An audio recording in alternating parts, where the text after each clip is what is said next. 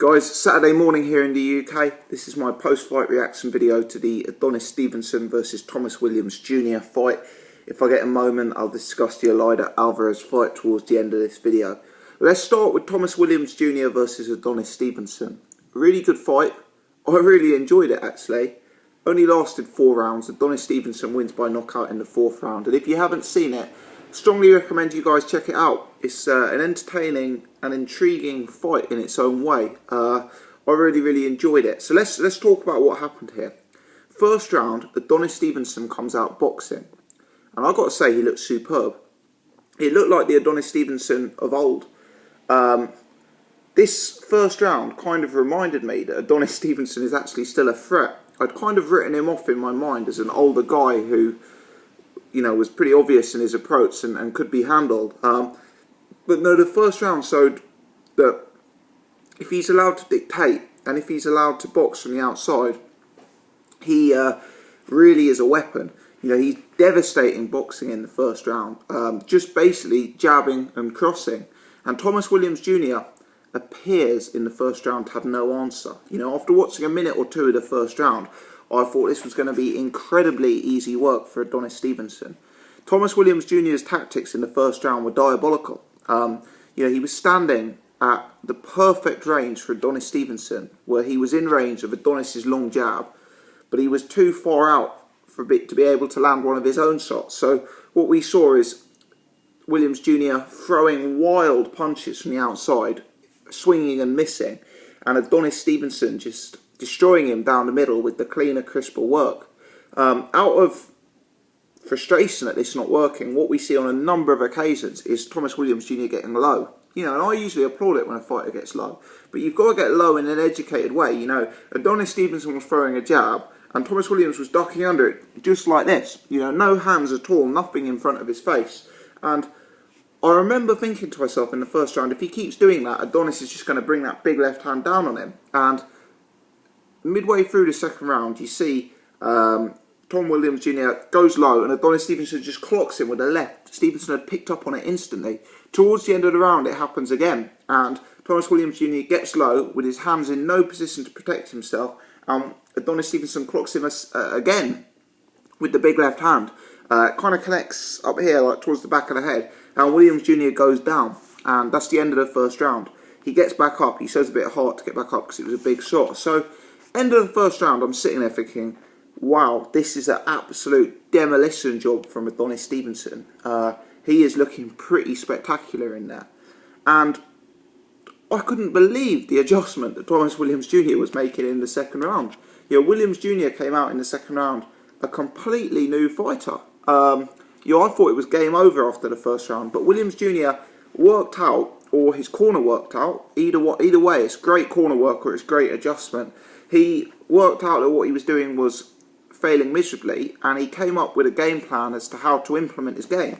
So what we saw is him walking forward with his hands up. We saw Adonis trying to box. You know, Adonis was still trying to implement the jab, and you know, Williams kept catching him on the gloves, and he was walking in to close that gap because, you know, Adonis's straight cross apparently was more effective from long distance. So you see Williams Jr. walking him down, and Adonis Stevenson's punches initially did appear to have less effect when Williams Jr. was getting in close.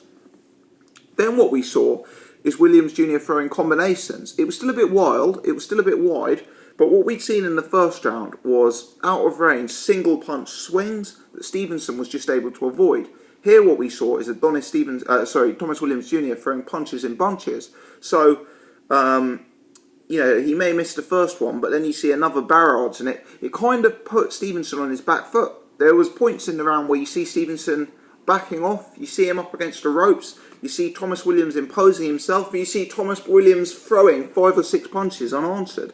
And he was connecting on Stevenson. You know, Stevenson is no defensive wizard in there, and there was several times that you were seeing big punches. I mean, Thomas Williams Jr. may not be the biggest puncher in the world, but nevertheless, you know, big sort of power swings landing on Stevenson. And Williams Jr. won that second round for me. He came on very strong indeed. He showed a complete adjustment, a complete switch in tactics imposed himself and picked that round up. So at the end of the second round, I was thinking, wow, we could be on for a real fight here. This looks really, really interesting. Stevenson's getting caught. He's not liking it when he's put on his back foot.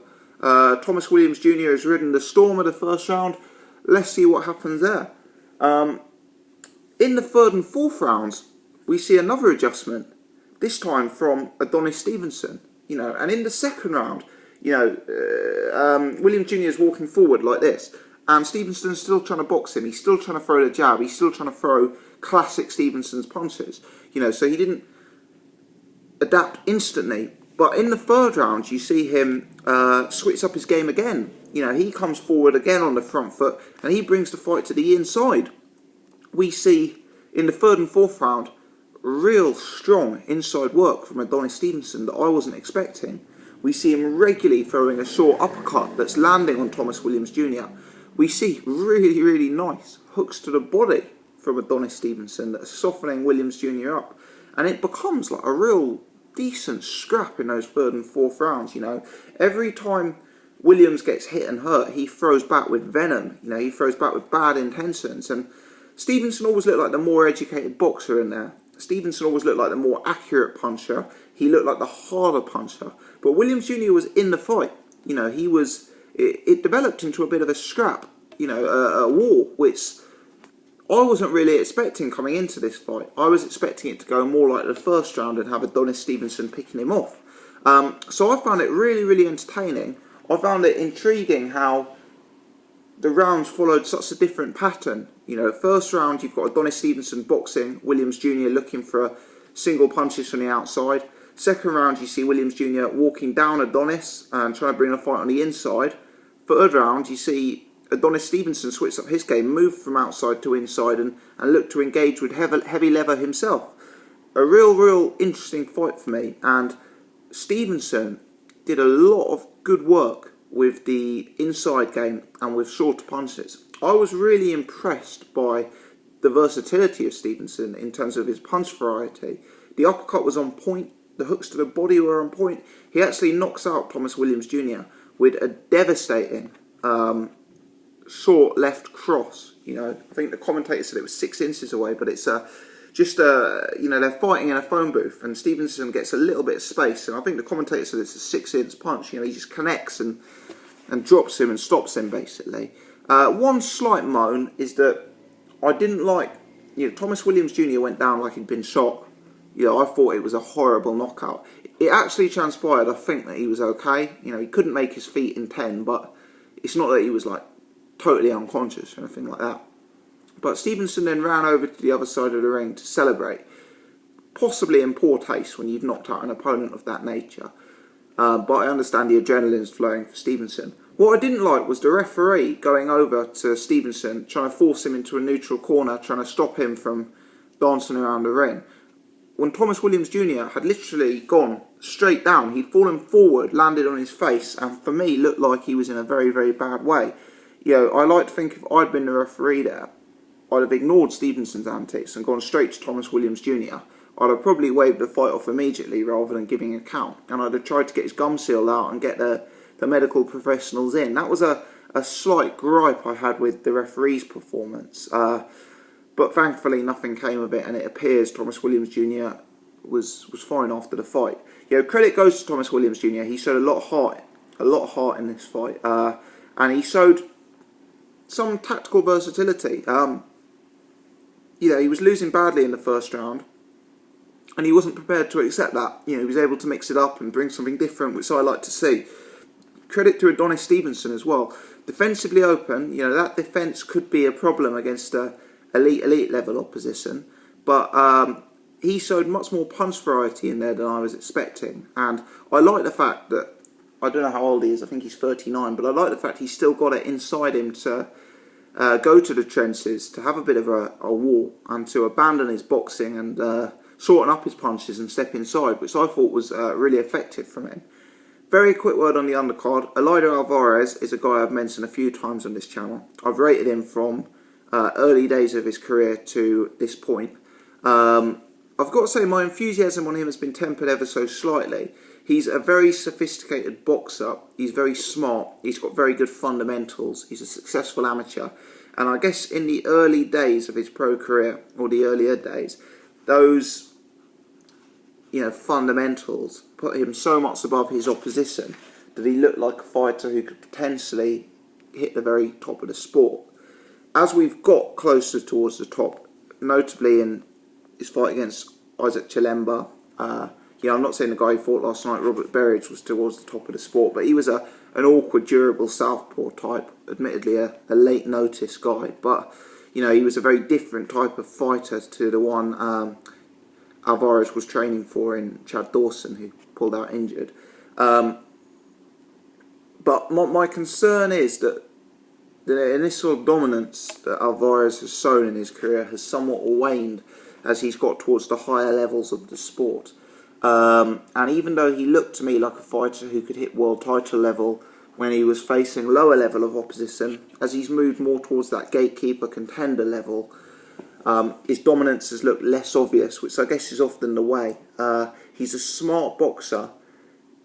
You just wonder if the level is there to mix it up with the big punching top performers in the light heavyweight division. You look at the guys towards the top, Kovalev, Stevenson, Ward.